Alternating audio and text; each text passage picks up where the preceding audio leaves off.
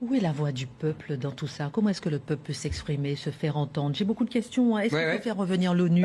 L'ONU oui, non, allez-y, je vous en prie. L'ONU était venue justement en Haïti à une certaine période pour calmer un peu les choses. Est-ce qu'il faut faire revenir l'ONU? Quelles solutions peut-on trouver pour ces États à long terme pour d'abord, sortir? Première question, vous dites comment peut s'exprimer le peuple? Oui, mais encore faut-il qu'il existe.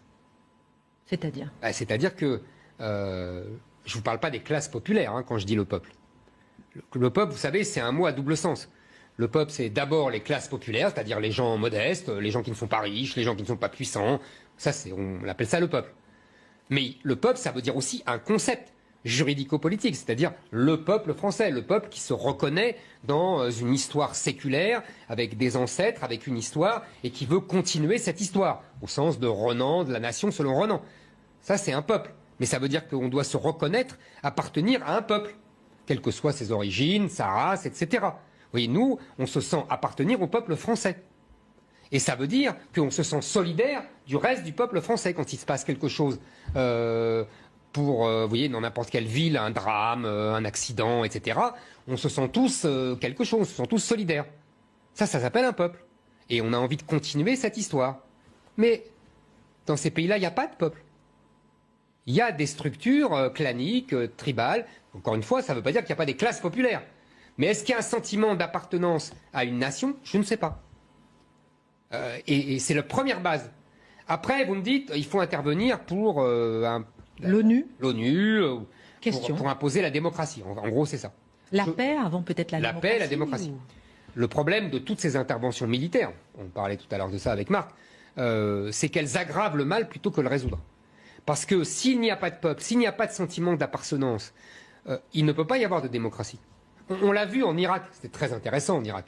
Les Américains sont arrivés avec leurs gros sabots et ils ont dit on va mettre la démocratie dans ce pays, après la dictature de Saddam Hussein, on va faire une voix à un vote et tout ira bien. Qu'est-ce qui s'est passé? Les chiites ont voté pour les chiites, les sunnites ont voté pour les sunnites. Comme les chiites étaient majoritaires démographiquement, mais que les sunnites les gouvernaient depuis des décennies, les chiites ont pris le pouvoir et ont pris leur revanche sur les sunnites. Où est la démocratie là-dedans?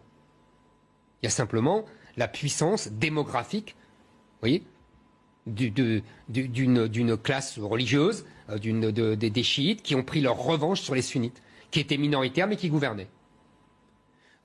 C'est ça le premier problème de la démocratie. Donc en fait, la solution apportée souvent par les pays occidentaux, par l'ONU, etc., est une très mauvaise solution. Il faut d'abord constituer un État. Je me répète. Hein. Et donc, que cet État ait une légitimité. Et pour qu'il ait cette légitimité, il faut qu'il rende des services. Il faut qu'il rende des services minimums, de la paix, de la sécurité, de ne pas être trop corrompu. Je vous interromps, mais pour construire l'État, il faut passer peut-être par un vote. Il faut passer par quoi? Il faut passer par quoi pour avoir ce sentiment d'appartenance? Et ça, c'est une vision moderne et occidentale. Alors par quoi il faut passer pour... Vous savez, pendant des siècles, on a eu des régimes, nous en France, qui n'étaient pas démocratiques et qui ont construit un État. Nos rois n'étaient pas démocratiques, mais ils ont construit un État. Parce que là, par exemple, il y a des élections en septembre. Et ça ne sera pas la solution. Non, c'est ce que je vous dis. Ça ne sera pas la solution parce qu'on met la charrue avant les bœufs. On met la démocratie avant la constitution d'un peuple et la constitution d'un peuple avant l'État. En France, on a bien vu ça. On a eu l'État qui a constitué une nation et après, on a eu de la démocratie. Ça ne se passe pas partout pareil.